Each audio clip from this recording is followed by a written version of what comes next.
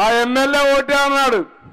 నాకు సీట్ ఇవ్వకపోతే ఈ ముఖ్యమంత్రి ఎట్టుకెళ్ళిస్తాడు, నేను చూస్తానని చెప్పాడంటే మీరు అర్థం చేసుకోవాలి. తిరుగుబాటు ప్రారంభమైంది వైఎస్ఆర్ కాంగ్రెస్ పార్టీలో. ఎమ్మెల్యేలు కూడా తిరుగుబాటు చేశారు. ఈ తిరుగుబాటు ఇప్పటితో ఆగదు, ఇంకా ఎక్కువ పోతుంది. కడాన మీరు చూడబోయేది ఇప్పుడే ఖాళీ అవుతుంది. మనం గేట్లు ఓపెన్ చేస్తే సగం ఖాళీ అవుతుంది. చంద్రబాబు నాయుడు వయసు వచ్చింది కానీ బుద్ధి రాల, మతి భ్రమించి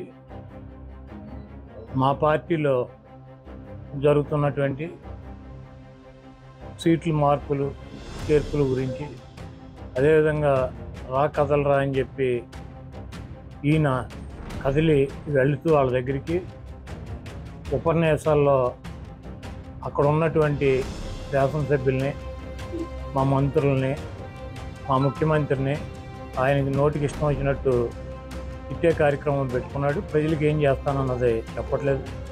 నిన్న చంద్రబాబు నాయుడు తలుపులు కనుక తీస్తే మా పార్టీ ఖాళీ అవుతుందని చెబుతున్నాడు. చంద్రబాబు నాయుడు పంప గోడు తలుపులు అన్నీ కూడా 2019 రాష్ట్ర ప్రజలు పీకి ఆయన్ని హైదరాబాద్ పార్సిల్ చేశారు.